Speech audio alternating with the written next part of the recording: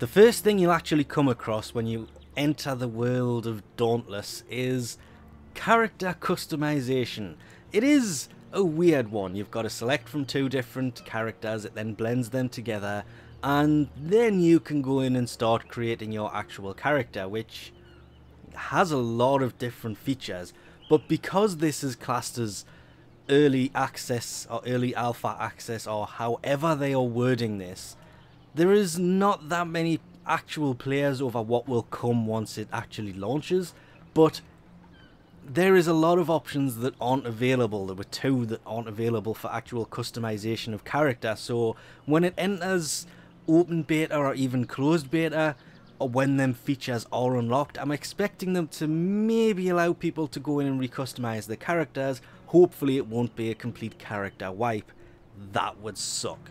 After that, it throws you into your first combat experience, and to be fair, I've tried this with controller and keyboard and mouse. The controller support is there for pretty much everything now. When I first started playing during the technical alpha, whatever that was called, it was a little bit jumpy. It's much better now, but it's much better with the whole keyboard and mouse thing, as well everything is. I'm just saying there is support for the controller there. Very visual support, unlike some games, but the combat system itself wasn't that bad from first impressions of it. I've taken on this first guy a few times. He goes down much easier than other things. The only thing that I wish that it'd give you, even if just for this first boss battle, was a health bar for the enemy. Either there isn't one or I'm missing something, because sometimes you're just swinging away and the enemy's not there, and sometimes it just drops dead. It would be nice to have a health bar, but even without it, it was a decent system, and it was, after I'd seen a few things about it, I was expecting it to be worse than this, so it wasn't that bad. But again, it is early access, so a lot of the bugs and other things will be fixed by the time it actually goes into closed beta or even open beta. After that, you get your first experience of the town. Yes, this is where things can get really laggy. You will drop frames here like crazy, but this comes down again because it's in early access. There is a lot of bugs that need to be sorted, and hopefully this will be fixed soon. But the town itself, I found it nicely laid out. The only thing is, I wish the people were inside the buildings instead of outside, because there's a few people you've got to go see to get missions from, and it does a pretty good job at the beginning of telling you where to go, who to see to upgrade weapons, who to see to upgrade the armor. It even gives you the stuff to upgrade the weapons and armor when you first come into town. If it wasn't for that, I think the town itself could have got a lot more grief. It's not badly laid out. I was actually really glad that there's like a compass at the top of the screen. If there's an open quest to claim within the town, it actually comes up there, which is really useful. It's better than having a little mini-map taking up a corner of the screen to just have that at the top, and it tells you where to go as well, which comes in really handy. There are also these core things. These are basically loot that you open up to gain. From everything I can find, these are worded as being cosmetic items that come from these. Cosmetic item and resources. And I found 4 different terminals within the town itself that allows you to actually open these, so I'm assuming there's going to be a lot of these. I had 4, and I hadn't even done the quest to get the 5th one. Okay, granted, I should only have had the 4, one of them was me testing something out, but that is a nice feature to have, and it actually gave me enough stuff to upgrade my weapon twice before going back out.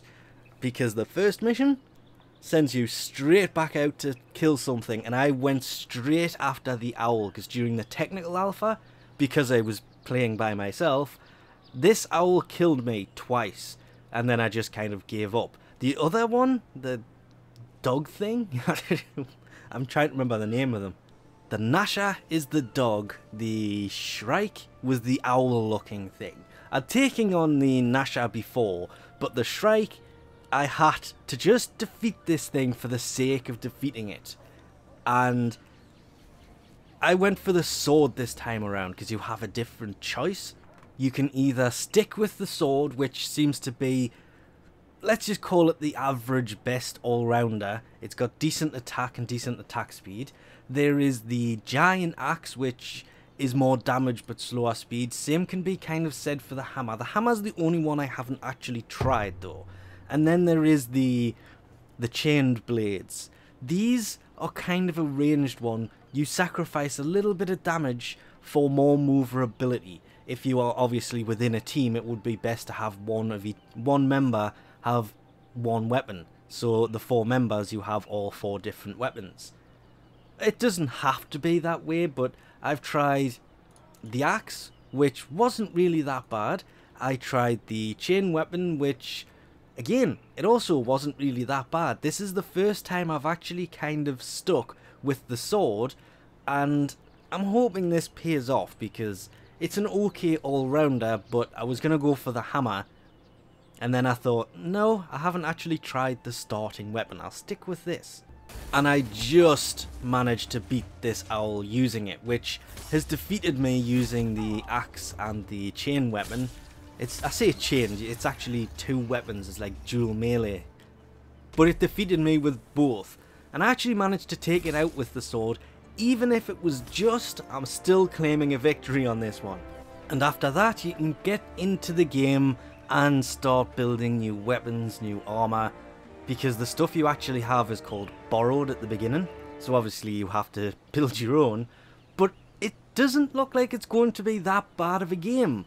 I'm really hoping that I want to say lag issues when you get to the town are solved soon. But I think the game, that just depends on whether the game is bigger than they expected or not. Because obviously the more players in the town, the more lag there is going to be. The rest of the time, it's not that bad.